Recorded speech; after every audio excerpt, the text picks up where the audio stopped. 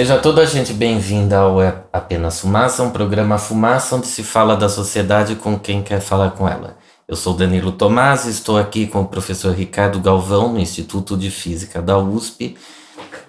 Ricardo Galvão é ex-diretor do INPE, foi exonerado do cargo recentemente após o embate público com o presidente Jair Bolsonaro, que contestou os dados fornecidos pelo INPE acerca do desmatamento na Amazônia. Seja bem-vindo, professor. Obrigado, é uma satisfação falar com vocês. Professor, entrando já na história da sua demissão, o início da crise se deu com a divulgação dos dados do desmatamento da Amazônia na primeira quinzena de julho, que tiveram um aumento de 68% em relação ao mesmo período do ano anterior. O presidente Jair Bolsonaro disse que os dados fariam o Brasil ser mal visto no exterior e afirmou: "Vou conversar com qualquer um que esteja a par daquele comando, onde haja coisa publicada que não confere com a realidade, vai ser chamado para se explicar. Isso é rotina, toda semana, todo dia acontece isso aí." E disse ainda que o senhor deveria estar a serviço de alguma ONG. Que explicações o senhor teria a dar ao presidente da República? Bom, primeiro eu quero fazer só um adendo ao que dissestes. Ele disse um pouco mais. Ele disse que os dados do INPE eram mentirosos. Isso foi, na verdade, o que mais me chocou. Porque vocês sabem que na comunidade científica a questão de compliance e honestidade dos dados é muito importante. E esses pesquisadores do INPE que fornecem esses dados sobre o desmatamento da Amazônia são todos doutores de altíssimo nível e muita respeitabilidade internacional. Então, uma acusação desse tipo foi muito grave, além de dizer que eu estava a serviço de uma organização não governamental, talvez internacional. Bem, em resposta ao presidente, eu reconheço que foi uma resposta bastante contundente. Eu me ofereci a Brasília explicar e que ele, inclusive, me dissesse, olhando olho no olho, repetisse a acusação que havia feito a mim. O que nós temos a explicar, o que eu teria a explicar é fácil. É, na verdade, o que eu já venho explicando ao governo desde janeiro. Então, a crise aconteceu e essa divulgação dos dados do crescimento da Amazônia, na verdade, foi o clímax de uma dificuldade que vem acontecendo desde que o governo Bolsonaro tomou posse, até um pouquinho antes, porque o ministro Ricardo Salles vem desde há muito criticando o nosso sistema de alerta de desmatamento. Isso tinha vindo num processo progressivo. E eu tinha estado sempre em contato com o governo, na verdade, com o ministro de Ciência e Tecnologia, que é meu chefe imediato, o informando e alertando sobre o encaminhamento dessa crise. Naquela coletiva com a imprensa estrangeira, o presidente, então, se mostrou muito indignado com os dados, mas os dados que ele já deveria estar sabendo, porque o Ministério do Meio Ambiente tem acesso aos dados do INPE online. Nós não fazemos divulgação nenhuma, eles simplesmente entram no nosso sistema e todos os dias têm acesso aos dados. Então, o que eu diria simplesmente ao presidente Bolsonaro é que a indignação dele não se justificava, porque como responsável pela presidência do país, ele deveria estar a par do que estava sucedendo. Eu acredito que estava a par, mas só usou aquele fato para mostrar uma indignação, para justificar as ações que não foram tomadas para coibir o desmatamento nesse governo. Professor, ainda sobre os dados e o ministro do Meio Ambiente, Ricardo Salles, ele afirmou no dia 31 de julho, depois de uma reunião com o ministro da Ciência e Tecnologia, Marcos Pontes, e com representantes do INPE e do IBAMA, foi reconhecido por todos os presentes que os números não refletem a realidade. O ministro do Meio Ambiente mentiu também? Não se trata sempre de uma questão de mentir ou não, uma questão de preto e branco, mas uma questão de, vamos dizer assim, uma interpretação conveniente para ele dos dados. O que aconteceu nessa reunião? O próprio presidente Bolsonaro disse que eu seria chamado a Brasília para explicar os dados do INPE e, na verdade, fornecer um relatório sobre esses dados. Essa reunião aconteceu na quarta-feira e já na semana anterior, na sexta-feira, nós havíamos submetido ao Ministério de Ciência e Tecnologia o relatório que havia sido requisitado. Na segunda-feira, eu fui convocado para essa reunião em Brasília para explicar os dados e respondi que eu iria junto com o meu diretor substituto, porque eu estava de férias, na verdade, e levaria a coordenadora do nosso sistema de observação da Terra e o coordenador do programa Amazonas, que é quem cuida de todos os dados de desmatamento dos biomas brasileiros, aliás, não só da Amazônia. Pois bem, no dia anterior à reunião, eu recebi, ao final da tarde, recebo uma informação para que eu não deveria comparecer. Somente o diretor substituto e os dois coordenadores dos dois programas. Nessa reunião que houve, o INPE fez uma apresentação detalhada sobre os nossos sistemas, na qual estava presente o ministro do Ciência e Tecnologia, Marcos Pontes, e o ministro Ricardo Salles. E, após isso, o ministro Ricardo Salles pediu que fosse feita a mesma exposição novamente no Ministério do Meio Ambiente. Quando os técnicos foram ao Ministério do Meio Ambiente e fizeram a apresentação, houve também uma apresentação do IBAMA, em que ele apresentou os dados que o ministro Ricardo Salles, no dia seguinte, apresentou junto com o presidente, apontando vários erros ou questões sobre o sistema do INPE. Os técnicos do INPE que estavam presentes imediatamente questionaram e replicaram a maior parte dos argumentos que tinham sido apresentados e solicitaram ao ministro Ricardo Salles que fornecesse todos os dados primários das imagens que ele estava utilizando para que nós comparássemos com o nosso sistema e pudéssemos dizer se o nosso sistema estava errado ou o dele estava errado, né? O ministro Ricardo Salles não o fez. E quando ele foi fazer a apresentação geral, que falou com a imprensa no dia seguinte, ele não só não deixou que o pessoal do INPE também falasse, como no dia seguinte vocês viram que o ministro de Ciência e Tecnologia também não esteve presente. Então, eu fiquei muito chocado com isso, porque esse não é o método científico de tratar sobre precisão de dados.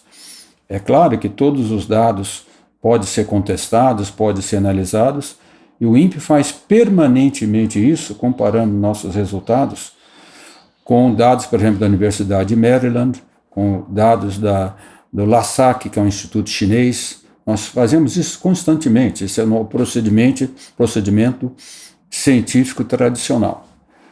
Mas não houve, então, esses argumentos que ele apresentou não estão embasados numa confrontação científica, eu diria, uma confrontação bona fide dos dados. Quando eu estive no painel da Globo discutindo com ele, após o encerramento do painel, eu pedi, ministro, nós solicitamos ao senhor, por 2 vezes até por ofício, que enviasse os dados que o senhor utilizou para contestar os resultados do INPE. Eu gostaria de saber por que o senhor não enviou e por que não pode enviar. A resposta foi surpreendente. Ele disse que não o fez, porque os dados não tinham sido elaborados pelo Ministério do Meio Ambiente, mas tinham sido elaborados pela empresa Planet, entre aspas, gratuitamente, para mostrar o sistema deles como funcionava. O que é a empresa Planet? A empresa Planet é uma empresa americana que tem uma grande quantidade de pequenos satélites, tem uma constelação de pequenos satélites que fornece dados de observação da Terra, e eles vendem imagens para vários clientes. E desde o ano passado, aliás, desde há 2 anos atrás, antes mesmo desse governo, eles têm feito uma propaganda muito grande no Brasil, um esforço comercial para vender essas imagens para serem usadas em substituição ao serviço do INPE. E já no governo passado isso aconteceu, e eles queriam fazer uma licitação e foi contestado pelo Ministério Público. O Ministério Público barrou essa iniciativa do IBAMA, exatamente porque já tínhamos um órgão público, que é o INPE, que fornece os dados que são suficientes para os alertas de desmatamento. Eu quero esclarecer sobre isso, esse ponto, que isso tem sido, na minha opinião, o motivo básico, desde o início do governo, dos ataques sistematicamente o ministro Salles tem feito ao sistema do INPE chamado DETER. Esse sistema do INPE, que todo desenvolvido no Brasil, na verdade é o melhor sistema que nós temos a nível mundial sobre alerta de desmatamento, é reconhecido por várias instituições no mundo todo. O que a Planet está vendendo são imagens. Entre imagens e dizer realmente o que foi desmatado, há uma distância muito grande. É isso, esse conhecimento, esse know-how que está implantado, desenvolvido no INPE. Professor, eu gostaria que o senhor explicasse justamente de que maneira funciona o monitoramento do desmatamento na Amazônia e qual que é a diferença entre o DETER, que é o Sistema de Detecção do Desmatamento na Amazônia Legal em Tempo Real, e o PRODES, que é o Programa de Monitoramento da Floresta Amazônica Brasileira por Satélite. Começar primeiro por PRODES. O PRODES, ele fornece os dados oficiais do Brasil sobre o desmatamento. Na Amazônia agora estamos colocando nos outros biomas também. Aliás, no ano passado demos os dados sobre o bioma cerrado. Esse sistema, para fazer uma medida exata, ou quase exata, vamos dizer, exata do ponto de vista científico, do desmatamento, usa principalmente imagens do satélite Landsat, americano, também imagens do nosso satélite CBERS, desenvolvido junto com a China e outros satélites, para determinar o quanto foi desmatado a taxa anual de desmatamento. Uma vez por ano nós publicamos isso. São dados consolidados, muito mais precisos, que demora mais tempo de análise. Inclusive, quando há cobertura muito grande de nuvens sobre a Amazônia, nós usamos até dados de satélites radar, porque o radar pode ver através das nuvens. Então, é um sistema mais complexo que envolve maior análise, mas fornece os dados com 95% de margem de acerto. O DETER não. O DETER fornece alertas de desmatamento diários. Então, esses alertas, as áreas que nós indicamos como desmatada, não têm a precisão do sistema PRODES. Para isso, nós usamos a imagem de uma câmara desenvolvida no Brasil, a WFI, que está no nosso satélite CBERS 4, que foi desenvolvido entre o Brasil e a China. Ora, essa câmara ela faz um varrimento da Amazônia com uma largura um pouco mais de 800 quilômetros. Então, como um campo, quem entende de ótica, vocês da imprensa sabem, quando o campo de uma lente tem uma abertura muito grande, não é possível focalizar detalhes. Então, nosso sistema DETER, devido a esse varrimento mais amplo, tem uma resolução de 60 metros. Mas veja, isso é suficiente para alertas de desmatamento, porque uma copra de uma árvore na Amazônia tem um diâmetro de 15 a 20 metros. Então, é o suficiente para detectar início de desmatamento, por exemplo, da ordem de 3 hectares. Mas não é preciso para dar realmente a taxa de desmatamento. No entanto, a série histórica dos 13 últimos anos mostra que se nós somarmos todas as áreas indicadas pelo DETER de desmatamento, ela dá da ordem de 20% menor do que o PRODES vai indicar mais tarde. 20% menor? É menor. Então nós estamos certos, isso não é garantia, que esse ano o PRODES vai indicar uma área de desmatamento muito maior. Só para complementar, me desculpe, o que o governo está certo, o ministro Salles está certo quando reclamou, foi que a imprensa, ao acessar a página do INPE e ver que em junho havia havido uma certa área desmatada, que foi 20%, aliás, quase 80% maior que a área do ano passado, diz que havia havido um acréscimo de 88% na área de desmatamento. Isso realmente está incorreto, o ministro está certo. Na própria página do INPE é dito que não deve ser feito isso. Porque para se ter uma medida exata de desmatamento, é necessário uma média de pelo menos 4 ou 5 meses. Porque se eu comparo, por exemplo, essa semana com a mesma semana do ano passado, pode ser que estava chovendo na Amazônia naquela época. Entendi. Como é que eu vou comparar? Não posso fazer essa comparação. Então a imprensa fez indevidamente essa comparação. Então a imprecisão no caso do uso dos dados do DETER que o ministro criticou, se dá, por exemplo, não dá para comparar, por exemplo, a segunda quinzena de julho de 2018 com a segunda quinzena de julho de 2019. Exatamente. Que foi o que deu início. Porque pode ter chuva, pode ter sido, inclusive, como agora os dados do INPE são disponibilizados na página atendendo à Lei de Acesso à Informação Brasileira, os próprios desmatadores podem ter percebido que foram detectados e mudar de área. Então, essa comparação, períodos curtos, não está correta, eles têm razão. Mas isso é um alerta que o próprio INPE sempre fez. Agora, isso não significa que não esteja acontecendo uma devastação na Amazônia. O desmatamento é inquestionável. E teve um aumento muito grande. Na verdade, com o nosso sistema DETER, e aí vem a impropriedade da crítica do ministro, em 2013, o desmatamento na Amazônia atingiu um pico de mais de 27 mil quilômetros quadrados. Foi quando a ministra Marina Silva nos solicitou que desenvolvêssemos o sistema DETER para ter os alertas diários. Isso em 2003. Primeiro ano do governo Lula. Foi 2000, foi quando a Marina Silva... Houve um pico muito grande, porque, na verdade, eu acho que o primeiro ano do governo Lula foi 2002, se não me engano. Não, 2003. 2003, Já no final do governo Fernando Henrique Cardoso, nos primeiros anos do governo Lula, houve um acréscimo enorme de desmatamento. E foi quando a ministra Marina Silva argumentou corretamente que não bastavam os dados do PRODES, porque com esses dados nós tínhamos desmatamento anual, mas já tinha ocorrido. Então era necessário um sistema de alerta para poder atuar enquanto estava ocorrendo o desmatamento. Essa foi a ideia do sistema DETER. Bem, utilizando esses dados de sistema DETER, de 2004 a 2012, teve um decréscimo de 80% na taxa de desmatamento da Amazônia, usando o próprio sistema que agora o ministro Salles critica. Esse dado foi citado pela revista Nature alguns anos atrás, quando o dado mais impactante de preservação do meio ambiente no mundo, nos últimos 10 anos. Quer dizer, isso foi reconhecido internacionalmente, então não justificava esse ataque infame que o ministro fez ao sistema do INPE. Agora, a partir de 2012, esse governo está correto, já no governo Dilma, essa mesma redução não ocorreu.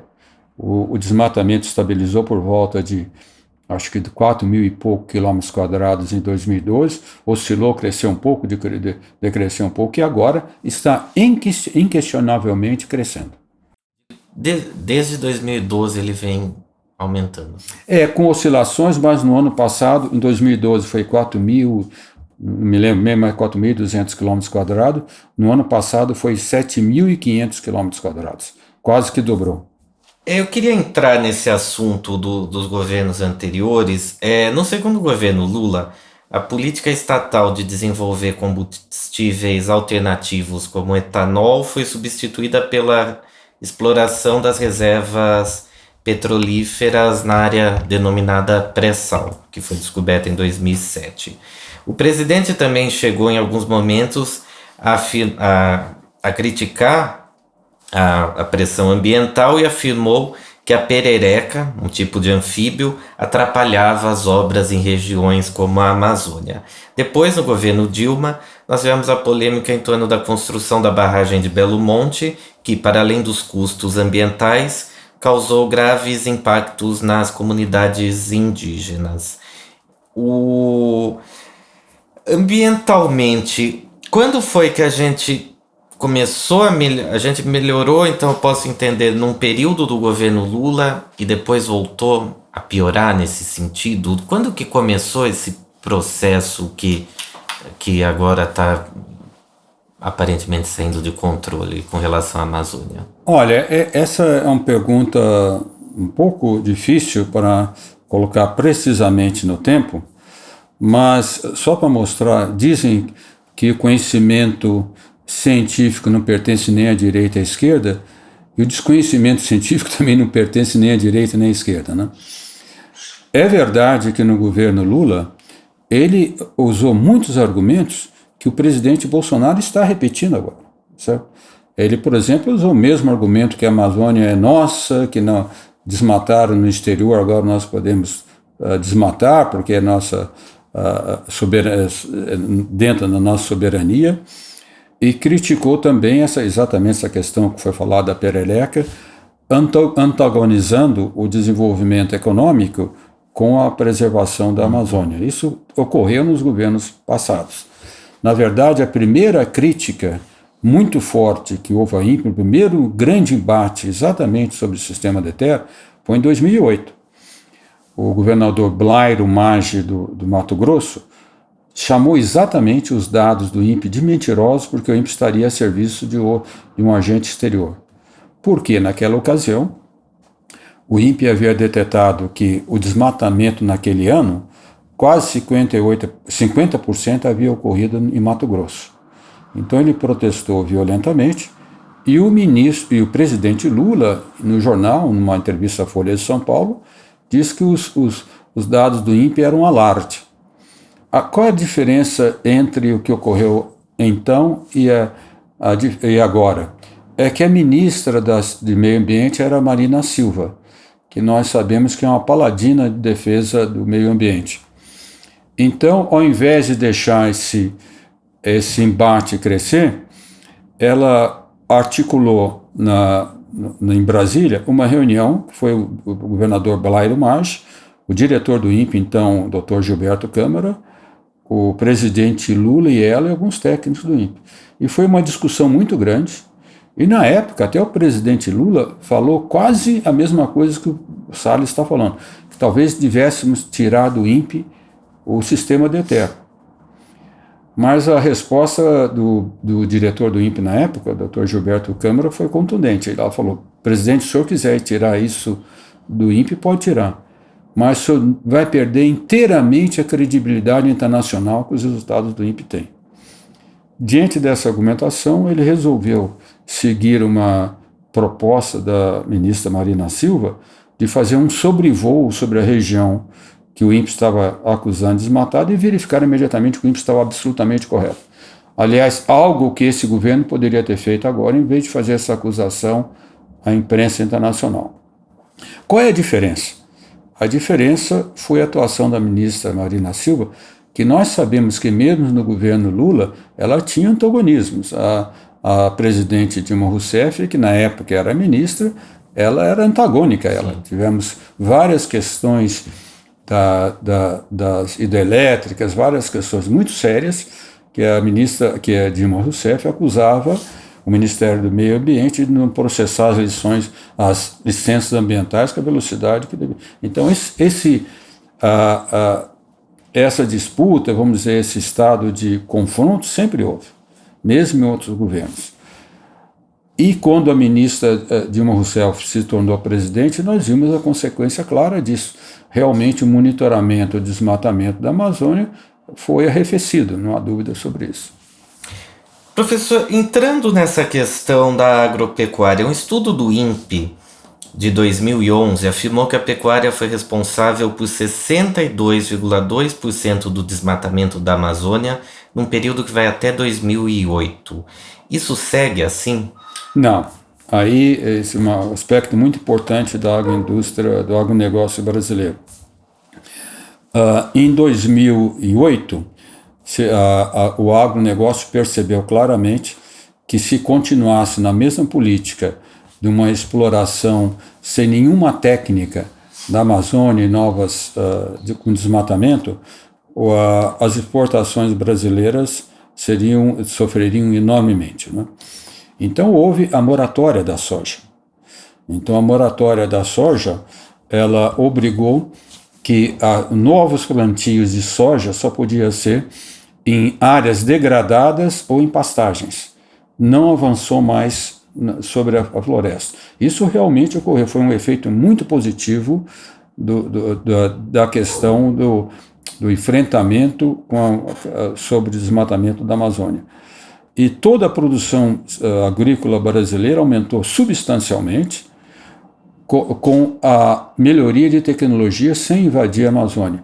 Não falei só da soja, mas tem outras produções que também se beneficiaram disso. Por exemplo, o óleo de palma. O Brasil não é um dos maiores produtores do mundo de óleo de palma, mas o óleo de palma é muito interessante, que é o azeite de dendê, que nós chamamos aqui, né? É muito importante porque é uma exploração da biodiversidade da Amazônia que é muito importante para a agricultura familiar. Uma família trabalhando, explorando óleo de palma, consegue tirar um rendimento mensal da ordem de R$3.000, que na Amazônia é substancial.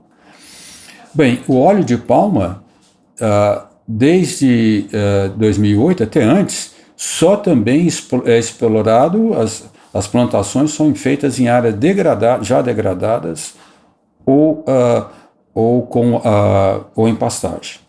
No entanto, o problema da Amazônia é a exploração ilegal.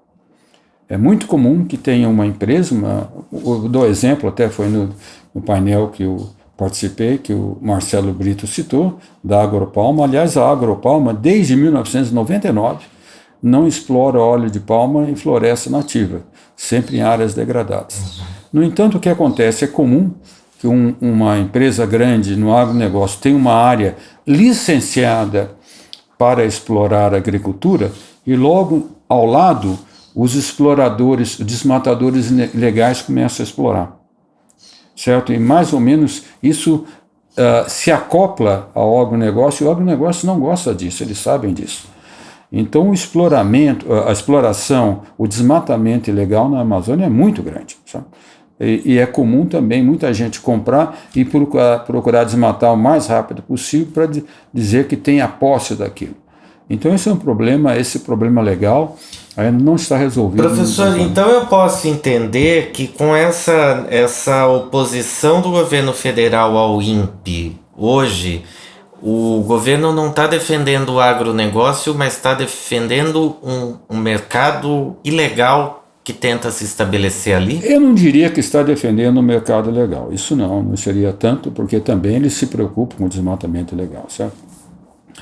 O que ele está defendendo é uma exploração muito mais forte dos recursos naturais da Amazônia. Então, por exemplo, o ministro Ricardo Salles fala em explorar a biodiversidade de forma sustentável, né? Mas não há nenhum plano do governo sobre isso. Ninguém viu publicado nenhum plano do governo sobre isso. Ele fala que é possível explorar minérios, hoje em dia, de uma forma que não danifica a floresta. Mas alguém já viu algum plano sobre isso? O único plano que nós temos é de 2016, elaborado pelo próprio Ministério do Meio Ambiente. No governo Temer? Ou no 2016, agora eu não lembro se ainda era, acho que era já no governo Temer, não me lembro. Mas é uma publicação do Ministério do Meio Ambiente, bastante extensa, mais de 90 páginas, mostrando como deve ser feito o controle do desmatamento da Amazônia, acoplado ao desenvolvimento sustentável e à salvação econômica daqueles que moram lá. Isso o ministro Salles não cita, mas é um projeto do Ministério do Meio Ambiente, né? Então eu não diria de jeito nenhum que está defendendo o desmatamento ilegal, mas o que é ilegal, o que não é meio misturado na Amazônia, certo? Então, por exemplo, nós sabemos que o presidente Bolsonaro foi eleito com uma contribuição muito grande dos madeireiros da Amazônia. Eles deram um suporte enorme. Então basta, por exemplo, não precisa de fazer nada, basta o nosso chanceler Ernesto Araújo falar que a questão de aquecimento global não existe, que é uma teoria marxista, isso é um sinal verde para os desmatadores. Quer dizer, a atuação do governo tem que ser muito firme, certo? sobre atuar contra o desmatamento e também, ao mesmo tempo, propor soluções para a recuperação econômica daqueles que moram lá. Isso não há dúvida, não basta só... É um universo de 20 milhões de brasileiros. 20 milhões de brasileiros, né? Mas que estão muito distribuídos de uma forma muito não uniforme, né? Então, não pode se falar isso de uma forma muito geral. Mas esses planos não existem, o governo não tem essas coisas elaboradas, pelo menos que sejam publicadas e discutidas pela sociedade. Professor, o senhor afirmou na entrevista da Globo News que o Ministério da Ciência e Tecnologia, ao qual o INPE é subordinado, foi lotado com 13 militares. Qual que é a função dos militares ali dentro do Ministério? E como que é o dia a dia com os militares? Eu citei os militares não com uma crítica direta aos militares, né? Mas citei os militares com um erro de estratégia do Ministério de Ciência e Tecnologia, em alguns casos de outros ministérios também. Sabe? O que se espera de um novo ministério, inclusive um ministério importante como Ciência e Tecnologia, é que se tenha um novo ministro, o novo ministro tenha o pessoal que trabalha junto com ele, que às vezes ele traz consigo, por exemplo, só para citar o ministro Gilberto Kassab na gestão anterior, trouxe, eu creio que 4 ou 5 colegas que sempre o acompanharam, todos colegas formados na engenharia na Escola Politécnica, aqui nessa universidade, mas a estrutura abaixo dele foi mantida. Então, os servidores do Ministério, eles conhecem perfeitamente como funciona, etc., seguem as diretivas do novo governo, mas não o dia a dia como procede. Nesse Ministério, o ministro, a trazer 13 pessoas e mais outros, 13 militares para o Ministério, tornou a comunicação muito difícil no Ministério, certo? Muito difícil. Eram pessoas que tinham talvez alguma experiência administrativa, mas não no Ministério de Ciência e Tecnologia. Só lhe dar um exemplo da consequência disso.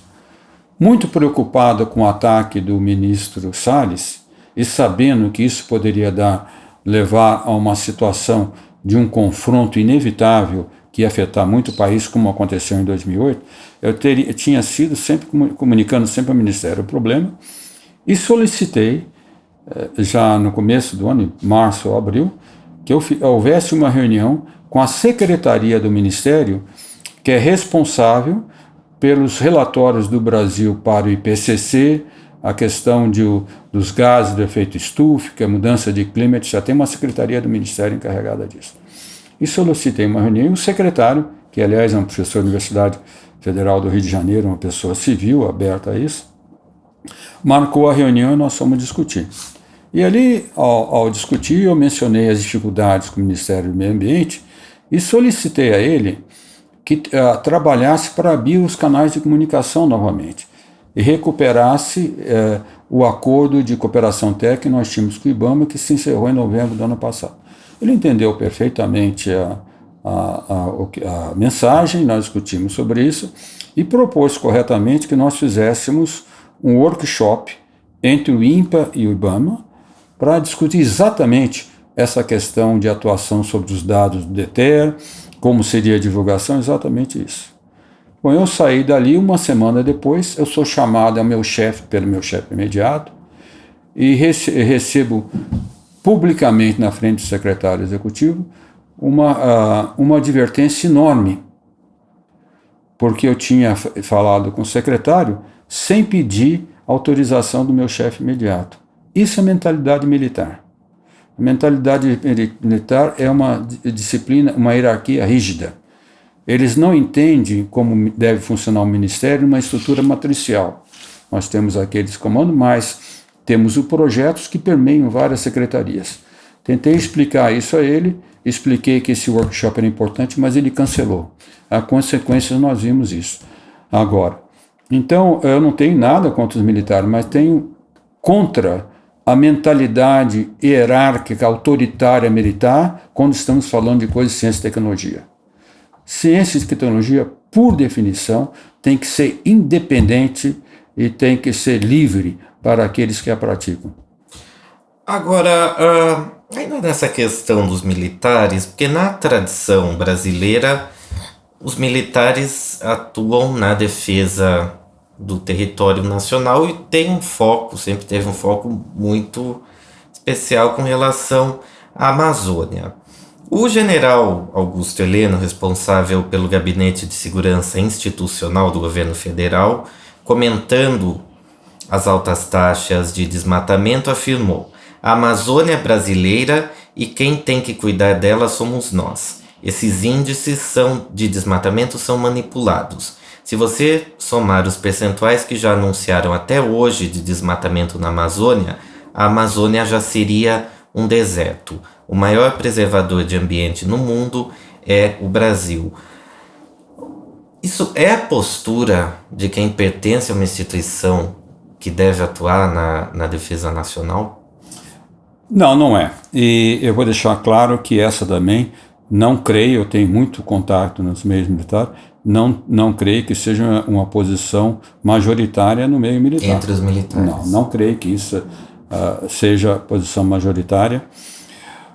Essa é uma visão que, como eu disse, que o general Heleno falou agora, que repete o que o Lula falou também no passado. Mais ou menos a mesma coisa. O Lula falou exatamente isso, que a Amazônia é brasileira e que quem tem que tomar cuidado. Isso é uma posição que o mínimo que eu posso dizer é deseducada, de quem que não tem conhecimento científico suficiente sobre a importância da Amazônia, né? Aliás, quando ele fez essa entrevista que disseste, foi a BBC News, sim, em 3 de julho. Sim. No dia seguinte, eu enviei um ofício ao ministro de Ciência e Tecnologia, reclamando sobre isso, dizendo que esse confrontamento era muito prejudicial ao país e propondo ao ministro de Ciência e Tecnologia que reabrisse os canais de comunicação com o Ministério do Meio Ambiente, com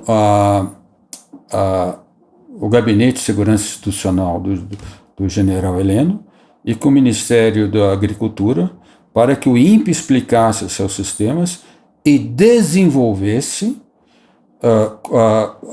ferramentas computacionais que eles quisessem para atender as suas demandas na análise do INPE. Não tive resposta. Então, essa mentalidade, aliás, no artigo ontem no Estadão, o digníssimo professor da USP, professor José Goldenberg, que foi responsável pela organização da Rio 92, respondeu muito apropriadamente isso. A Rio 92, que foi o primeiro encontro de sustentabilidade no mundo. No mundo, que colocou todo o protagonismo do Brasil nessa área, né? Devemos muito ao professor Goldenberg. E ele explicou isso claramente. Esse posicionamento é uma ingenuidade de quem não tem nenhum conhecimento científico, né? Dizer que os outros desmataram, que agora nós podemos desmatar, chega a ser um absurdo. Porque o desmatamento na Europa começou praticamente quando os seres humanos emigraram da África para a Europa. Isso tem milhares de anos. Começou e foi feito numa época que não se tinha o conhecimento que se tem, não se tinha o conhecimento da importância do desmatamento, do aquecimento global e várias outras coisas. Quer dizer, comparar o que nós fazemos agora, ou dizer porque os vikings matavam todo mundo, nós devemos matar agora, é um argumento que não devemos nem comentar, né? A Amazônia é importantíssima para a humanidade, mas também para o Brasil. Todo o nosso cíclico pluviométrico que nós temos, as chuvas aqui, nós devemos à Amazônia. Se não fosse a umidade da Amazônia, nós estaríamos mortos. Se nós observarmos o globo, onde está a Amazônia, todos os lugares na mesma altura da Amazônia são desertos. Desertos Saara, Hindu, etc. Todos são desertos. Por que a Amazônia não é deserto? Porque por felicidade, nós temos os Andes. E com a evolução dos ventos do mar que vem, batendo no ano, foi tornando o lugar mais úmido, foi umidificando, tivemos os Amazônia, e toda a umidade da Amazônia provém da própria floresta.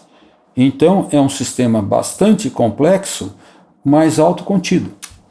Então, nós sabemos que se tem dados ainda não muito certos sobre isso, mas trabalhos científicos muito fortes, que se a Amazônia for desmatada de 25% a 40%, toda a Amazônia, não só a brasileira, a savanização da Amazônia será recuperável. Então, ficar com esses argumentos são argumentos de pessoas não educadas corretamente. Professor, por que a savanização da Amazônia é irrecuperável? Porque qual que é o problema de desmatar a Amazônia? Porque toda a água da Amazônia, a maior parte da chuva, é produzida pela própria transpiração da floresta, certo? Então é um sistema fechado, quase reciclado, e de uma certa forma não muito estável.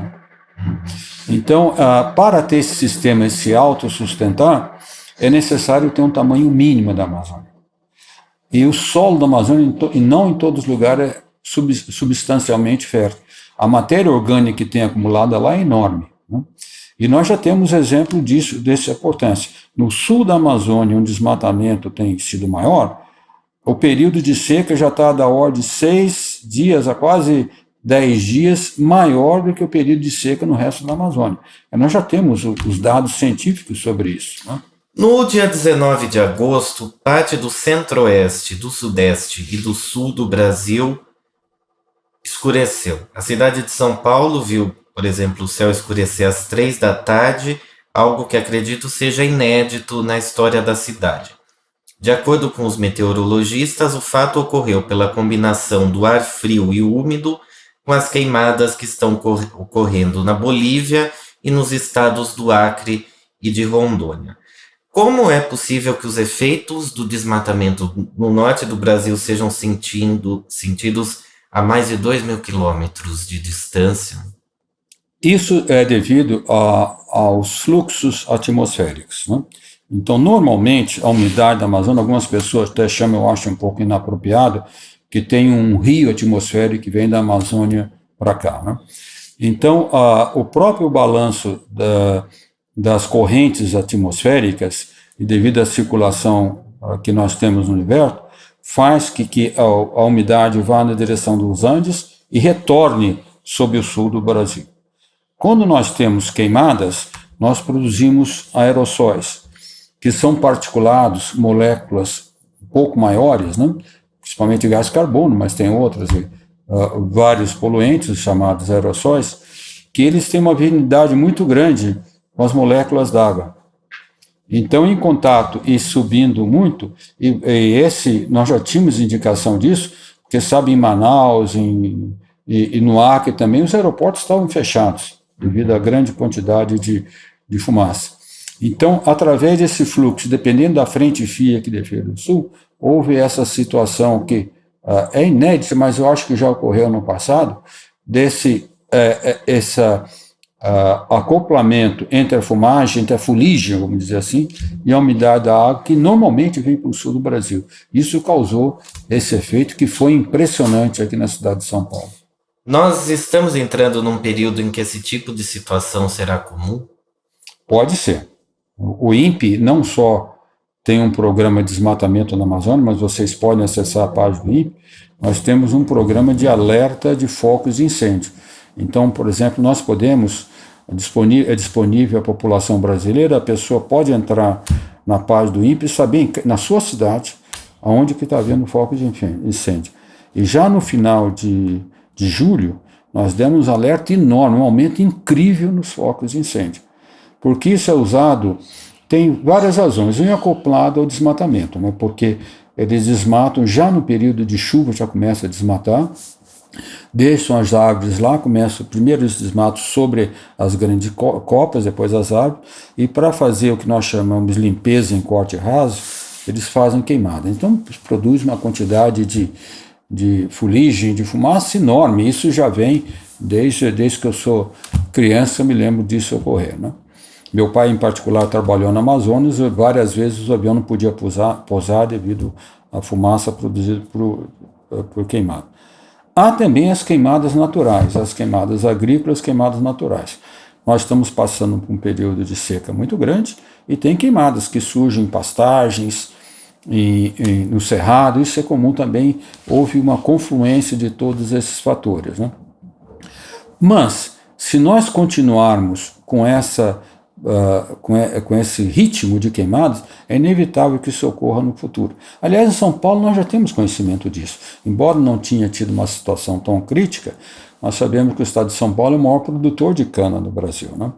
E há 20, 30 anos atrás, grande parte da cana, para fazer o corte da cana, se fazia uma queimada rápida, né? Para queimar as folhas secas, para facilitar o corte manual da cana. Isso produzia uma quantidade enorme de poluição aqui na cidade de São Paulo. Isso já foi medido várias vezes.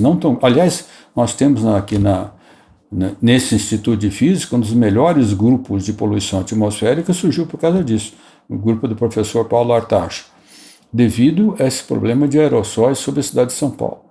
Com a política do governo de acabar com essa queimada na cana-de-açúcar no estado de São Paulo, mecanizando o corte, isso desapareceu. Por isso que a questão de 10 anos ou 15 anos, a população se desacostumou disso. Mas isso pode sim acontecer no futuro. Professor, o senhor ocupou um cargo de direção numa autarquia federal e é um homem da universidade. Quais que são as perspectivas para a ciência brasileira num governo Bolsonaro, somado também à questão do teto de gastos, que tem limitado mês a mês e vai limitar ano a ano o dinheiro para a educação e para a ciência? Olha, responder primeiro a última pergunta, né? A chamada PEC, que limita o teto de gastos, a questão de 5% do orçamento do ano anterior, né? Levando em conta a inflação. Eu acho que essa PEC vai ter que ser revogada. Isso não é possível. É um sistema que não se sustenta, né? Não permite, inclusive, ao governo, independente se é governo Bolsonaro ou qualquer governo, de fazer gastos estratégicos. Algumas vezes tem que se gastar até mais do que se gastou no passado para algum desenvolvimento estratégico urgente ou com um retorno de mais longo prazo. Então, na minha opinião, essa PEC realmente atua não só contra a ciência, mas contra a novos programas que sejam importantes e estratégicos para a sociedade, né? A diminuição dos recursos para a ciência e tecnologia realmente vem acontecendo desde a segunda metade do governo Dilma, vem acontecendo. Isso está afetando muito o progresso científico. Mas o que preocupa nesse governo, na minha opinião, não é só a questão orçamentária. Por exemplo, no ano passado, nós tivemos também um problema dessa PEC, e no Ministério de Ciência e Tecnologia, o ministro Kassab conseguiu obter recursos através de fundos que vieram reintegrados ao país durante a Lava Jato. Aqueles fundos ele conseguiu recursos. Mas o que preocupa nesse governo são duas coisas. Primeiro, existe no círculo próximo ao governo uma visão muito preocupante, que é obscurantista e autoritária. Não é todo o governo, mas um ciclo próximo ao governo Bolsonaro, talvez ele mesmo, tem uma visão obscurantista e autoritária com relação à ciência. E mais que isso, aí que é a mais preocupante, eles têm uma visão da comunidade científica brasileira como se tivesse toda ela dominada por uma ideologia de esquerda. Então, eles mais ou menos identificaram na comunidade científica brasileira uma oposição ao governo. Isso é muito preocupante, porque isso não acontecia mesmo no governo Dilma, isso não aconteceu no governo Temer, isso não aconteceu, mas agora acontece. Nós tivemos, durante o governo Lula, um progresso enorme na ciência brasileira. Ele usou, inclusive é interessante, porque os fundos setoriais que foram criados no governo Fernando Henrique para manter a pesquisa, o orçamento para a pesquisa e a ciência brasileira foram mantidos no governo Lula, ele até incrementou. Depois, já no governo Dilma, isso começou a decrescer e esse decréscimo vem acontecendo. Mas esse posicionamento ideológico do governo Bolsonaro é que preocupa muito, né?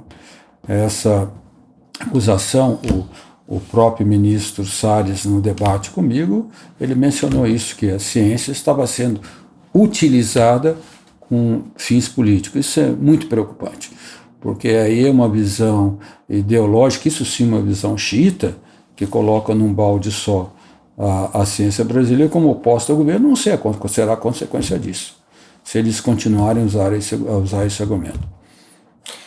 Obrigado, professor Ricardo Galvão. Essa entrevista foi preparada por mim, Danilo Tomás, e pelo Pedro Miguel Santos, que fez também a edição do roteiro. O Bernardo Afonso fez a edição de som. O Zedu Moriô fez a edição de vídeo e as fotografias. Fazem ainda parte da equipe Fumaça Ana Freitas, Frederico Raposo, Maria Almeida, Mota Fec, Ricardo Esteves Ribeiro, Sofia Rocha e Tomás Pinho. A música é do Lotus Fever. Ouça mais episódios em fumaça.pt no YouTube, Spotify ou na sua aplicação de podcasts. Se quiser colaborar a fazer com que o Fumaça seja financiado por quem nos ouve, entre em www.fumaça.pt/contribuir. Até já!